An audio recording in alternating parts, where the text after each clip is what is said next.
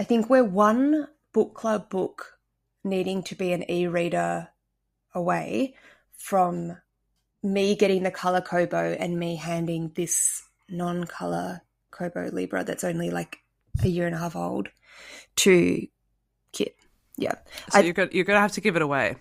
Yeah. So yeah, because we're reading Butter for our upcoming book club, and that's an annoying size, and I had to cave yesterday, and I bought it in the annoying size, and Kit's going to have to read it in the annoying size, and I have to read it on this. So if that happens again, if like there's an e-reader only book, so like any new release, because that's bound to happen for a book club read, then that's what I've set as a benchmark. Because Kit's like, just do it. Let's just do it. And I was like, no, that's excessive.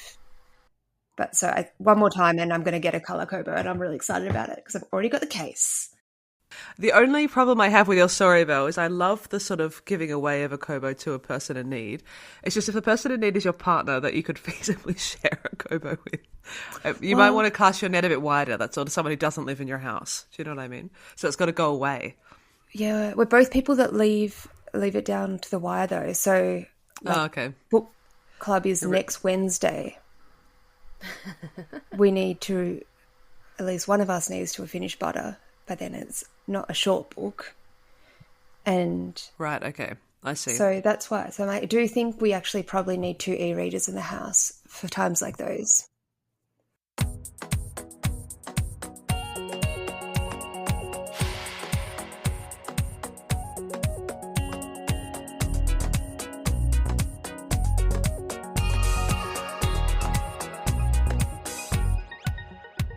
Hello, welcome to the Bookcast Club, a podcast for people who like to chat books. Today it is me, Sarah. I am coming to you from the Netherlands, and I am joined by Jenny, who is coming to you from the UK, and Belle, who is coming to you from Naarm, also known as Melbourne. It is the second half of our Women's Prize Shortlist 2025 double episode today. Sorry there's been a bit of a delay in getting you the second episode. Life has been lifing. But here we are, talking about the second half. So the shortlist for the Women's Prize for Fiction this year is Good Girl by Aria Arba, All Fours by Miranda July, The Persians by Sanam Mahloudji, Tell Me Everything by Elizabeth Strout, The Safekeep by Yael van der Wouden, and Fundamentally by Nassaibah Younis. And today, in this episode, we are talking about The Persians, The Safekeep, and Fundamentally. Last week's episode, we talked about the other three, so if you missed that, you could go back and listen if you want. We did record this all in one go, so if it sounds like we've been there for a long time by the end, that's because we have. But thank you for tuning into the second half. I hope you enjoy. And we will kick off with the first one, which is The Persians. So the next book that we're going to talk about is The Persians by Sanam Mahloudji. This was one of 2 that I read. It's a family saga following the Veliyat family, once powerful and incredibly wealthy family in pre-revolution Iran, and now spread over Iran and America, where they've had to adjust to a country where their name has no standing. As I said, it's a family saga following, I believe, 4 female members of the family across 3 generations in 2 countries. So there's Elizabeth, who is the regal matriarch with a famously large nose, and she stayed in Tehran during the revolution. She lives in an apartment. She's quite paranoid and lives alone. So the next character is Niaz, which is Elizabeth's granddaughter and the daughter of Seema.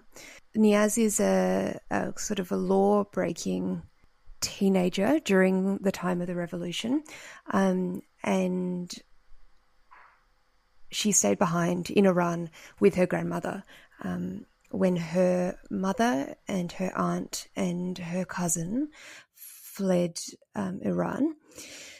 She has a very, very, very estranged relationship with her mother, who just purely by miscommunication believes that she purposely left her behind when they fled Iran, because it was a very time-sensitive situation, and they effectively got out just in time, just before the borders would have been closed. Then we also follow two sisters, Shirin and Seema. So they're Elizabeth's daughters.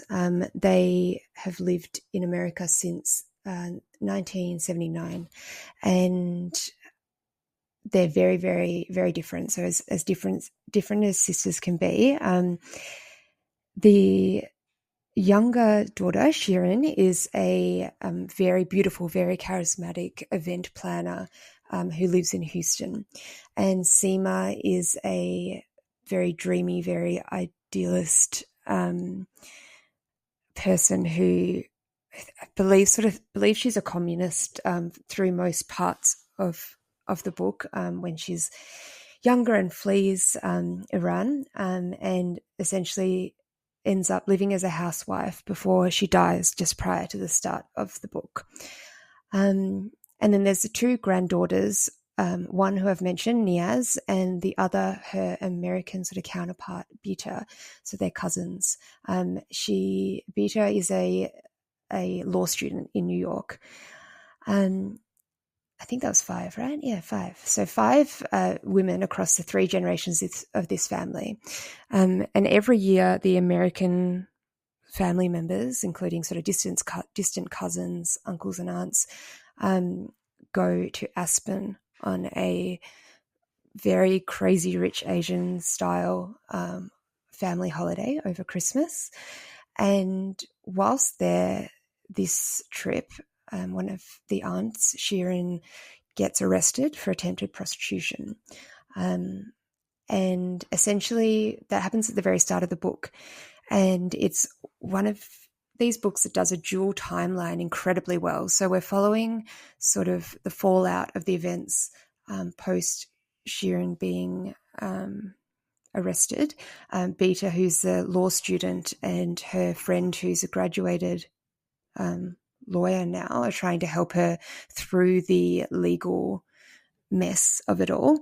And then the book goes chapter by chapter, jumping between each character, slowly filling in sort of the running modern storyline as we get sort of closer and closer to finding out what's going to sort of eventuate out of the charges that are being pressed. And then we're also going through time pre-revolution and often talking about Elizabeth, the grandmother's childhood and early life in her teens and 20s, slowly filling in pieces of the family history, as we get further and further towards present day. The author did a brilliant job of this, because I feel like often when there's a dual timeline, especially when we're hopping between characters, I'm almost a bit restless wanting to know what's happening now. So, they take big deviations. There's sort of a bit of progress made in the current time, and then we'll be suddenly talking about Elizabeth's childhood.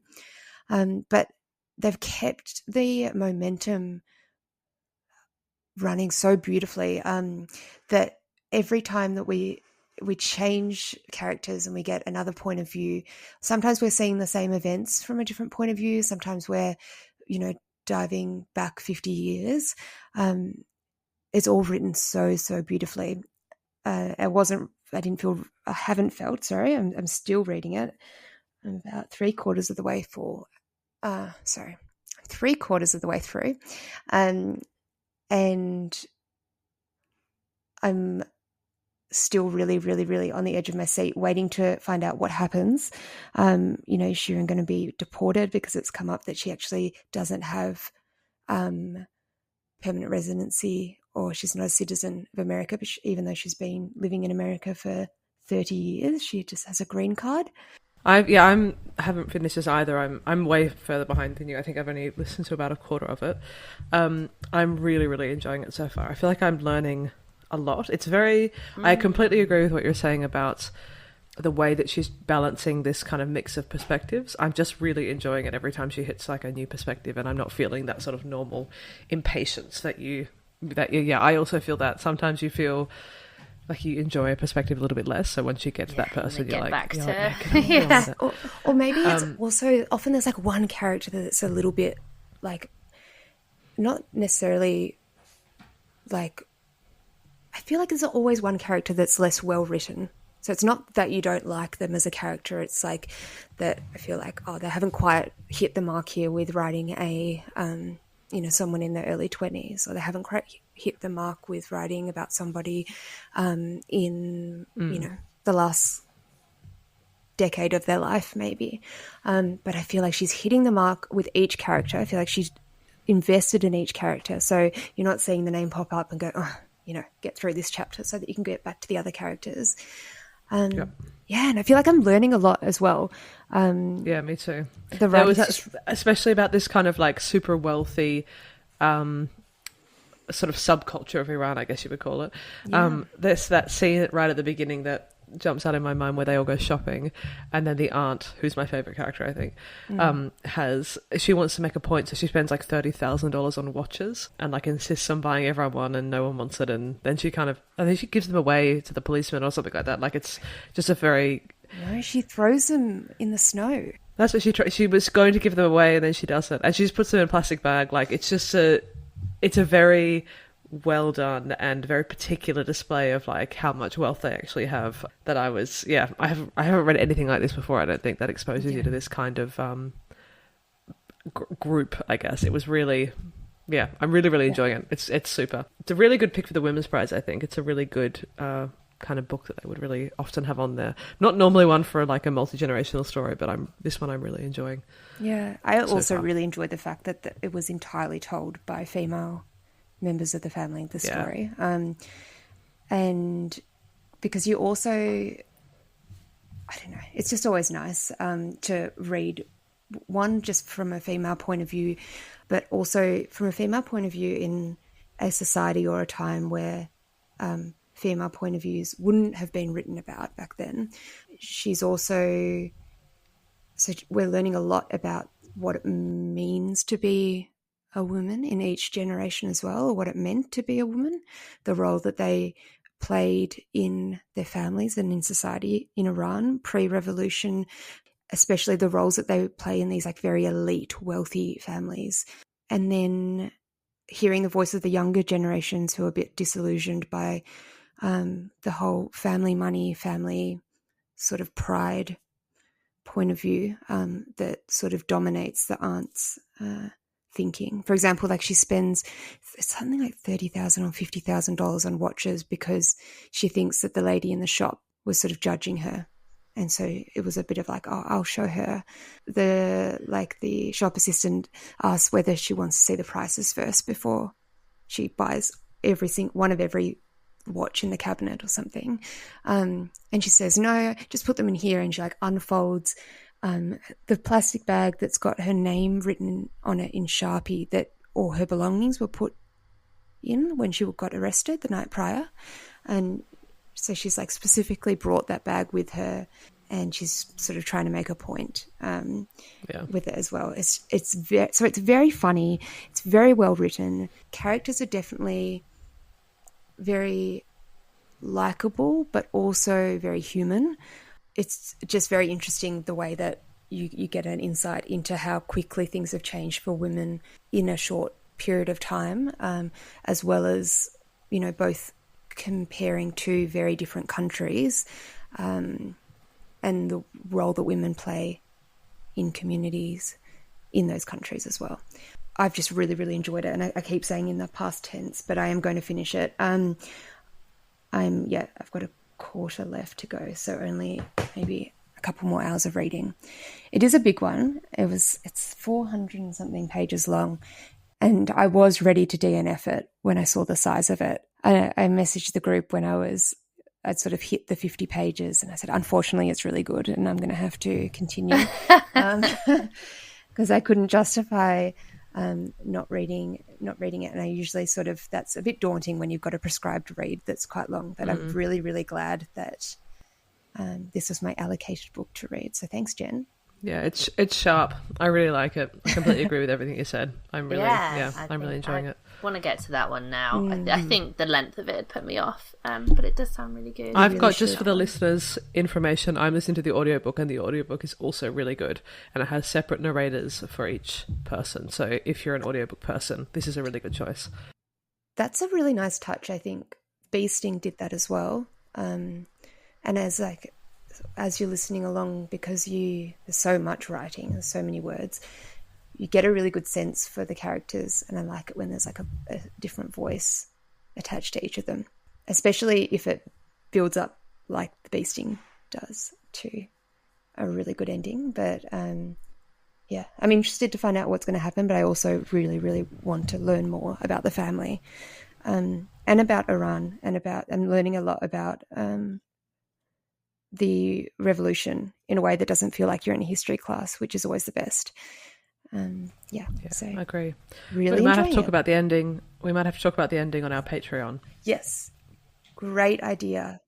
Over to you, Jen.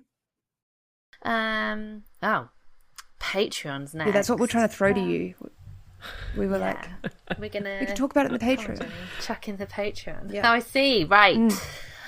And did you say my message was... what a good link there. Okay. So Sarah's kind of segued into Patreon there. Yeah. Belle would love us to talk about what our bonus episodes are like. She feels we're underselling ourselves. We probably are. We're humble. Yeah, maybe we are. I think you should listen to me, though, because I am a patron turned host. And so yes, I have the unique perspective of being a really big fan of listening to this podcast before I became part of it. And Sarah had only just become part of it, and so she hadn't really fully let her freak flag fly yet, and so it wasn't even just Sarah that I was listening to. We are listening to you, Belle. Don't worry. Yeah, I loved it. On the Bookcast Club episodes of the past, when you talk about what you were reading at the moment, and what was next up, or a book that you'd recently bought that you couldn't wait to read, or something that had come out that you heard about, because I feel like that's where I got all my book recommendations, and it's just really fun listening to what someone's reading at the moment, what they're thinking about it. So if that's something that interests you, and if you like hearing about what people are reading and getting kind of more up-to-date book recommendations, then I really think you should listen to Jenny. Just me. Yeah. Forget Sarah. Yeah, I guess when we made the switch to being seasonal, our main episodes got a bit meatier on the topic. So Belle's right. If you listen to us, 2 years ago, we'd always start our episodes off with current recent reads, and then we'd spend 15-20 minutes on a topical subject. So now we're seasonal, we'd spend more time on each episode. So all that kind of current chat about books happens in our Patreon, and we do have a lot of fun. We do talk about what we're reading, what we've read, what we haven't liked, what we're DNFing, all that kind of stuff happens in our Patreon episodes. So if you did enjoy more of our inane chat, then that's where it's at. So our tiers start, we kind of have a flexible offer. Our tiers start at £2 a month. However, £2 a month will get you access to all our bonus content. So essentially it's kind of pay what you want to listen to our bonus episodes. There's over 30 bonus episodes now, probably more than that. Yeah, I'd say so. Yeah, so there's loads of back catalogue content for you to listen to. And in addition to that, you'll get access to our close friends feed on Instagram.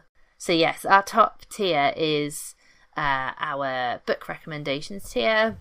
There is one slot available if you want to become a member at that level, and we send you personalised book recommendations and physical books in the post. So that's our top tier, which I think is £10 a month. So that's the only tier with a fixed price.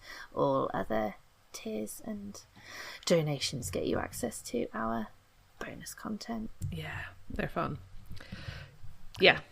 Well done us, having our top tier nearly full. So we opened up a new slot.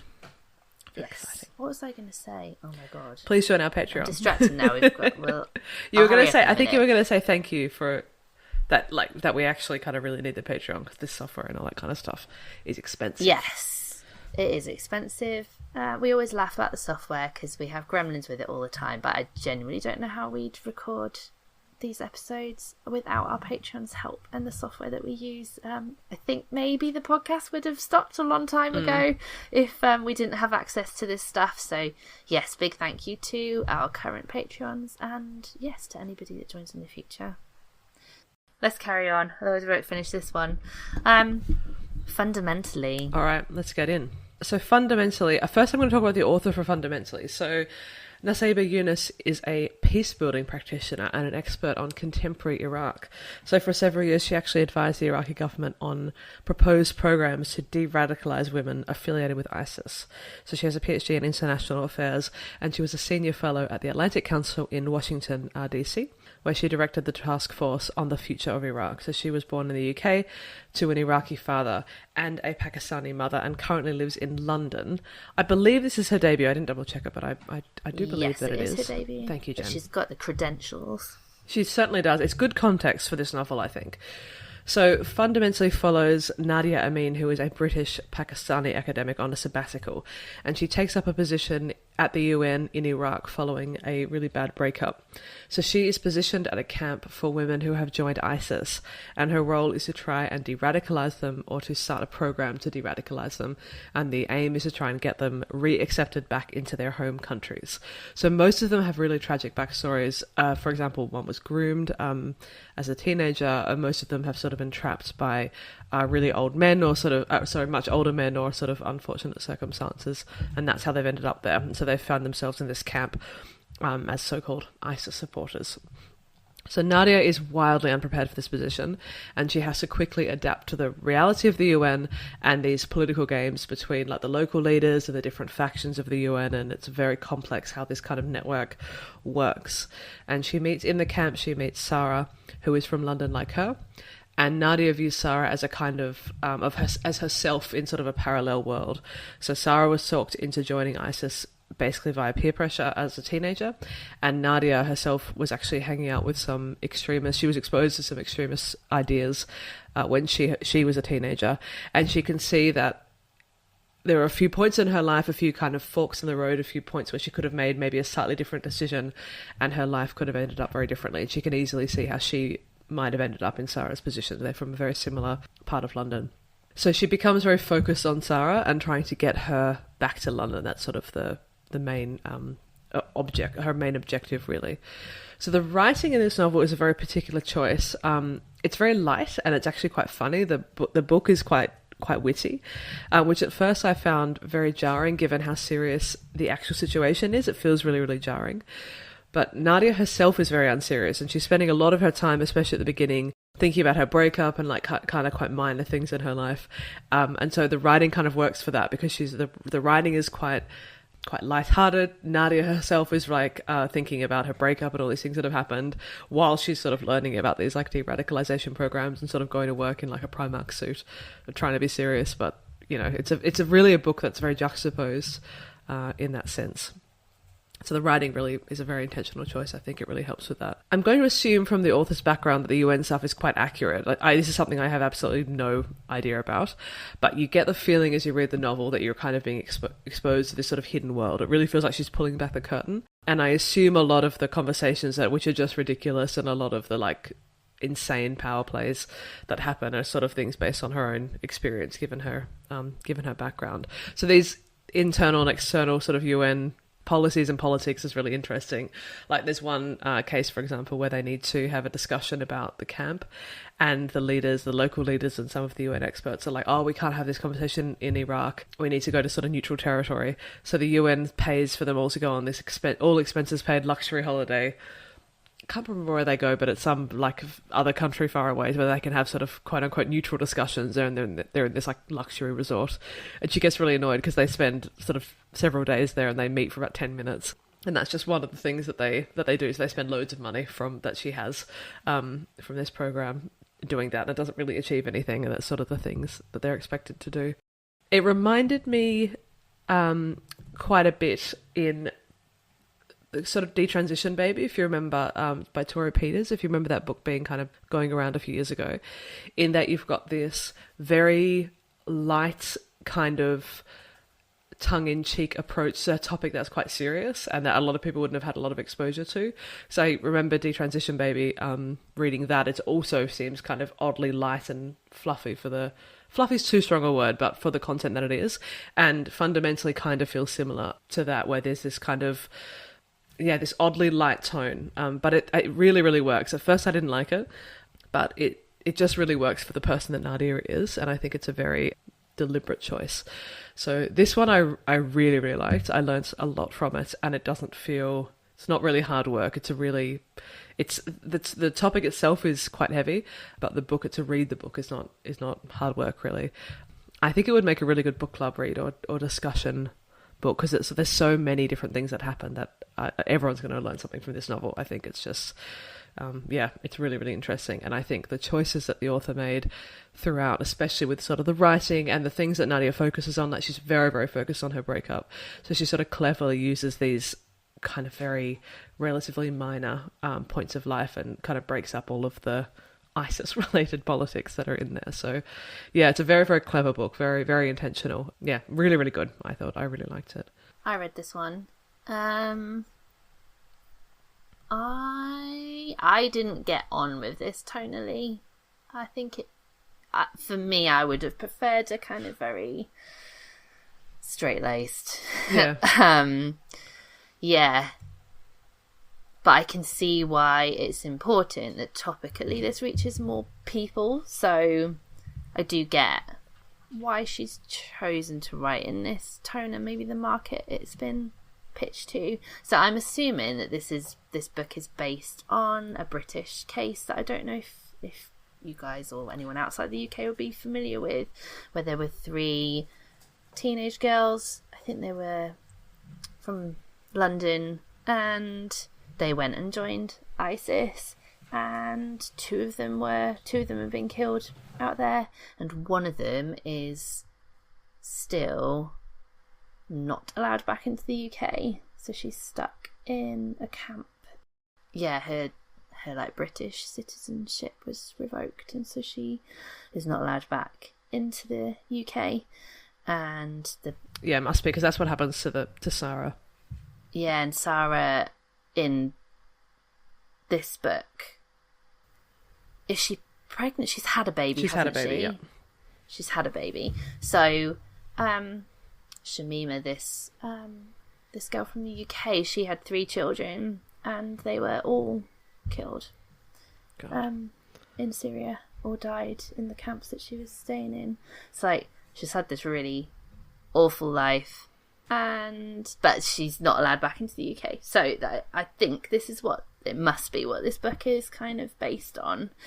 So yeah, I found it, obviously the story really interesting, and maybe for me, because I know the background, I wanted more from it, whereas actually what this book is that kind of scenario where these girls end up in that situation, and actually it doesn't go any deeper than that, because she's dealing with the like initial fallout of that.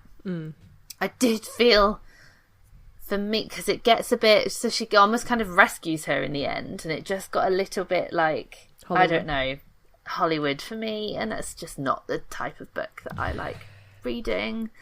There's also the white guy, Muslim leader, that they get to come in and like teach the ISIS brides, who's just this, obviously a massive caricature of it's hilarious. I don't know, I know someone Muslim. Like this. Do you? Oh yeah. God, and like I listened to the audio, and it's really cringy, and I know it's supposed to be, but good. Yeah, it's just, for me it was it wasn't the kind of novel I wanted to read about the topic, but I can see why it's written in the tone it's written in. Yeah, it was very intentional, I think, and I do feel like I wonder if the publisher maybe pushed it to be more of a mass market, a broader appeal, because I think that's what the cynic in me is telling me, but I'm trying not because to. I think for such a heavy topic, in order for this book to be like reasonably well received, I think pretty well you have to have a more of a Hollywood. It's not a super Hollywood ending, but I think you need a lighter tone. Otherwise, it's just, I mean, it's fucking depressing. I did like how that makes it sound like that's the end, that the Hollywood ending is like she helps her and hooray, but it's not. That comes about like midway, like 2/3 of the way through, and actually then the fallout of that afterwards I thought was really interesting. She definitely deals with the ongoing battle that Sarah has, like her connections to ISIS and her beliefs. Like, she hasn't just been rescued and is therefore eternally grateful to her rescuer. I really liked how complex that part of it was. So yeah, I'm glad it was shortlisted. I think hopefully more people read it because of that. I think it's something this is why I likened it to Detransition Baby, because I like this more than Detransition Baby, but it feels like a similar kind of book, that I just think it's an important book. Like it's the writing's really accessible. That sounds really patronizing, but yeah, do you know what, like it just feels very intentional. I would love to know how much kind of behind the scenes back and forth there was between her and her publisher.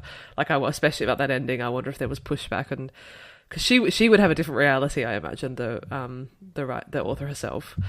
Yeah, so I would love to know if that was her choice, or like if there was sort of back and forth. Because this is a very difficult book in terms of marketing. So not to be super boring to talk about marketing, but I find it really interesting. I do often think about that as such a difficult, like how much of a difficult part of being an author that must be. Like how much of yourself do you let go of in order to sort of hit the market that your publisher wants you to hit. Especially as a debut author. Yeah, you wouldn't feel like you had much, someone who's released multiple books and won awards or been shortlisted for awards would have maybe more confidence in their voice, I wonder, whereas, you'd be having to listen to what your publisher says. And so I wonder if people end up, I guess, sort of feeling like a bit of a sellout afterwards, in subsequent books, looking back on their first book because of that. Yeah, it'd be interesting. Interesting to know. Yeah, I mean, this is a very specific issue, is it? Like this idea of like de-radicalization of women who've joined ISIS. Like, it's quite a contentious topic, so I can can I just imagine. I was going to say, actually, I forgot to mention it when we were talking about Good Girl. That book is so hard to Google because the name is so generic. Like, big ding to the publisher for that, actually. Like, you have to Google it with the author's name or it doesn't come up. So even though it's a Women's Prize shortlisted book, so yeah, that was annoying. So yeah, it's interesting, these sort of things. I guess we should probably move on. Are you getting a bit short on time, Jen? Yeah, we should. Let's go. What's next? The Safekeep. Okay. This is the last book we're going to talk about, and it is the winner of the Women's Prize 2025. It is The Safekeep by Yael van der Wouden. So, winner of the Women's Prize, long-listed for the Booker Prize last year. I don't think it was shortlisted, was it? Just long-listed. And it is also a debut novel. So, The Safekeep, you've probably heard us talk about it at least one other episode, because we have varying opinions about the front cover of The Safekeep. If only for our talk about the front cover, you've probably heard us talk about it. There's a couple of different versions, and Sarah, I've just seen that there's a new version as well. Yeah, it's pretty bad, I think. I think I saw it the other day. Oh, God. Right, okay. Hold on.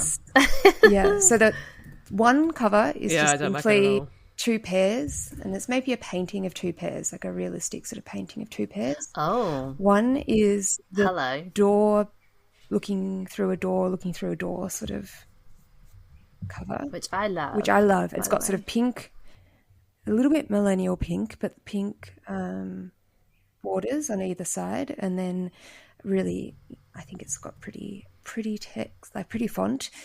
And then this new one is a painting of women's legs in white sheets, I think. Ruffled up sheets. I don't mind it. I still prefer it over the Pears, I kind think. of like it. Oh, I'm looking at the wrong one. I'm looking at, I think, the American edition, which has got the doors shrunk down. Oh, that was the one I sent. That's bad. Yeah, I sent you that photo because I saw it in a book. I saw it in real life, and I sent that into the chat. Yeah, I don't like it. It's and then it's worse. got, I don't know what it's called, where they cut back part of the cover so you can see the inside of the French flap. What's that? What's that called? Now. I don't know what it's called. I don't know. Yeah, it's got, and then you can see like the Dutch like Delftblauw, like the classic blue and white. I don't like it. It's hectic. Tiles, sort of painting. There's too much going on with that version. Yeah. I quite like this new version. I can't find the legs. I've got to Google legs. I can't find it. It's like an oil painting of just, Which publisher is this? Oh, there it is. Okay. Oh yeah. I'm still Pears all the way, I'm afraid. Okay, Pears all the way. I think I'm Doorways all through.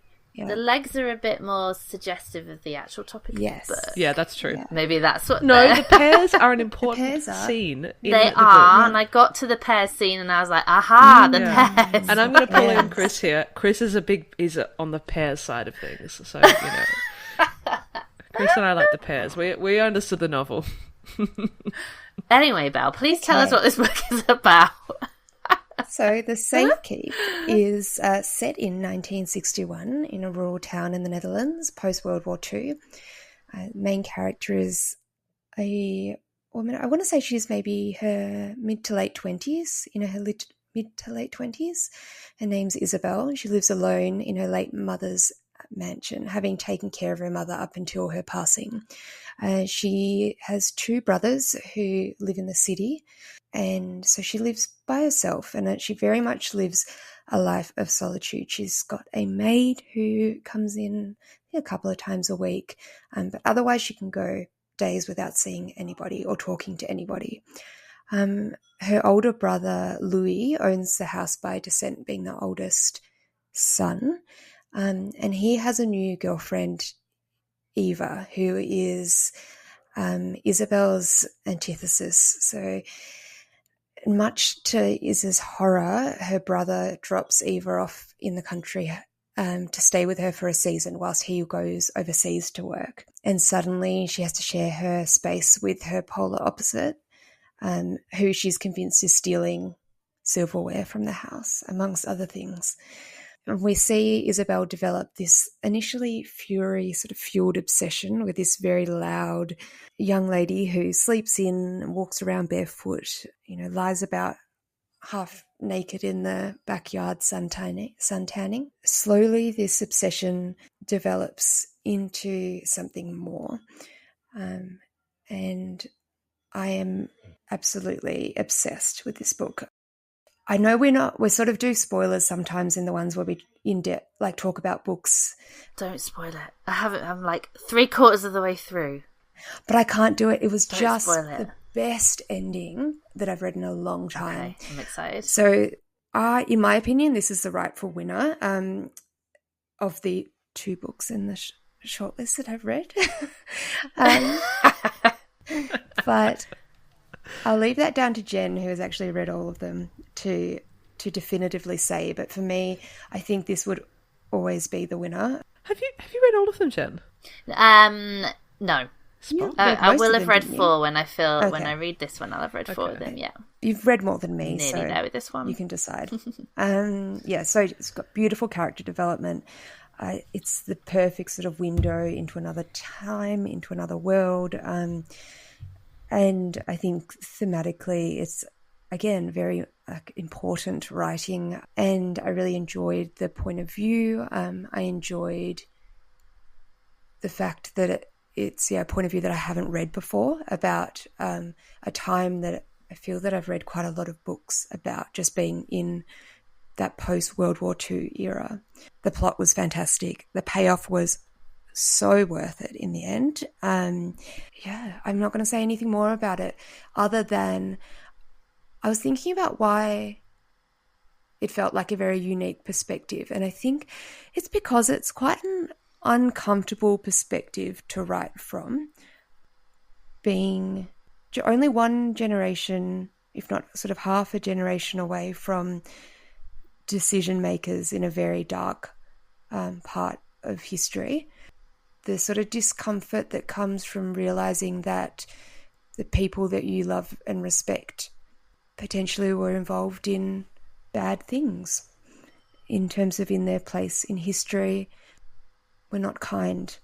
And I think that's something that's uncomfortable to think about when you're thinking about your loved ones, a bit uncomfortable to read about. It was wonderful. I loved it. And I have to say, I thought the sex scenes were the most well-written sex scenes that I've read in a long time. And I don't read a lot of sex scenes. So, you know, I don't know how well-placed I am to throw that opinion around, but I would say that they are the most beautiful sex scenes that I've ever read. So I have read my fair share. You have. Yeah. And yeah, just in terms of lust and yearning and then that finally coming together, and her writing is very beautiful. It's kind of how I'd like Sarah Waters to write her sex scenes, but I feel like they're almost better. Yeah, I really liked it. Yeah, I loved this as well. Yeah, I really loved this. I think it's... I also always get a kick about the fact that it's set... I always get a kick over the fact that it's set in Overijssel, which is this very random province in the Netherlands. I don't know. I think only people who live in the Netherlands will find that funny, but I'm like, why is this book? It's just really funny. It's like very out of pocket. But yeah, I think it's beautiful. I really completely agree about being a slightly unusual viewpoint in maybe a familiar setting. It just feels really kind of fresh in a sort of familiar way. It's a bit of an odd specific feeling, but yeah, I love the writing. Yeah, I bloody loved this. I'm so glad it won. I have to say I'm kind of surprised. I wouldn't have picked it to win, more because of my understanding of the Women's Prize. I think it absolutely deserves to win, but yeah, from my understanding of the Women's Prize, I would have expected them to give it to one of the others, I think. Did you watch the announcement? No. Goodness me, no. Did you? Well, I watched it last night, so I was like, I just went on to list out the books, and it was the videos there of the announcement. You should really go and watch her acceptance speech. I hadn't realised that she is intersex, so she was saying that it's an emotional acceptance speech where she talks about the fact that she's so proud to accept it as a woman, presenting as a woman. Yeah. Because she says as she grew up, she really struggled with hormones and stuff. And actually, so she dedicates it to like her trans brothers and sisters, and that. So it's really good. Her acceptance speech is really good. So in that sense as well, I was like, I'm really glad the Women's Prize chose this as the winner. Just like we've talked quite a lot in the past about the Women's Prize and how they just don't quite stick their heads above the parapet, and I feel like they're getting there. And this is so it's really emotionally charged. Her acceptance speech, I really liked it. So yeah, it's a worthy winner, definitely. I forgot to mention as well that this book is her debut novel. And it was shortlisted for the Stella as well. And the Booker, I mean, God. So the Booker, the Stella, and the Women's Prize, and then won the Women's Prize. Probably more that we don't know about. I'm still very upset that I didn't get to go to the Melbourne Writers' Festival event. Well, Belle, you will book these spontaneous holidays. I know. If I wasn't such a, living life on the edge person that you all know I am. Exactly. If you weren't such a Parker, you wouldn't be doing these things. We'll go next year, Belle. Yeah. She'll write another book. It's going to happen. Write another book. I do. So touching on that quickly, that I'm really glad that the Women's Prize chose her as the winner and this book as the winner.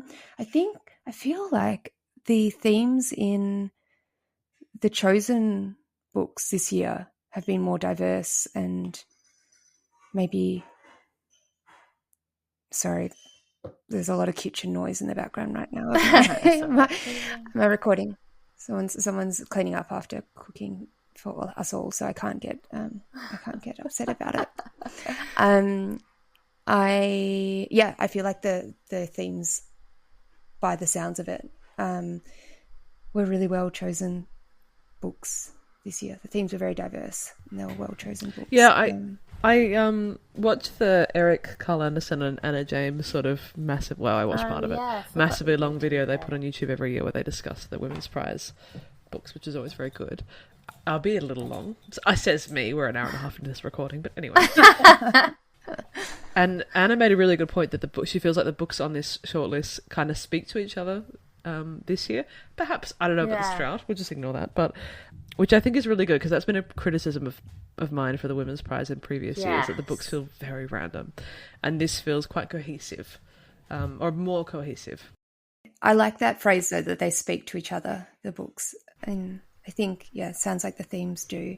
I enjoyed reading, like, obviously I didn't read all of them, but I read a fair chunk of them, and actually it's the first time I was like, they've really chosen some bangers this year. It's normally a bit of a what the fuck?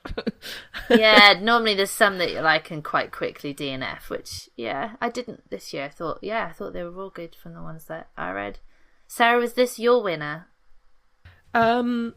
It's the book I like the most. It's not the book I would have predicted, but I think it's a deserving winner. I think I would have predicted Fundamentally, to be honest, or what was the other one we were talking about that I thought? Persians? Yeah, maybe the Persians. Either of those who feel a bit more Women's Prizey to me, but I think this is I love this book, so I'm super happy that it won, and I'm very happy to readjust my thoughts about to adjust my lens about the Women's Prize. I'm very happy to do that. No problem. We'll see what happens next year. Obviously haven't finished this one, but I can't see me being disappointed by the ending. So the two that I would have said were my winners were this one or All Fours, and I can see why All Fours didn't win compared to this one. I'd have been happy with either of those two winning. So yes, the Safekeep winning was nice. It was a nice. It was just nice seeing her receive the award. Yeah, I'm gonna watch that. I feel like in that sense, it was more deserving. It gives me hope for the Women's Prize to come, though. It's great. Yeah, me too. Yeah, I didn't want to say that because it sounds fucking negative, but yeah. Normally we've done this episode and we're like, we're not fucking doing it next year. But actually I'm like, oh yeah, that was a good year for the Women's Prize has really got me down in recent years, so I hope it's not just the 1 year, but yeah, makes me feel very positive. Yeah, a new era for the Women's Prize. Oh, hopefully. Okay. Cool. Hopefully. Well done, everybody. I think we're done. Yeah. It was a bumper long episode, so you're welcome, everyone. Thanks for listening. Let us know what you thought and who your winner was of the Women's Prize. We'd love to hear. It's really hard when you know who the winner is then to be objective. Yeah. I was like, I don't know, all my views are skewed now. But yeah, so if let us know who your winner was, if you did manage to read them all before they announced the winner. There are loads of ways to get in touch with us with your questions, ideas, feedback and recommendations. You can email us on the Bookcast Club at outlook.com. Or we're on Instagram, where we're at Bookcast Club.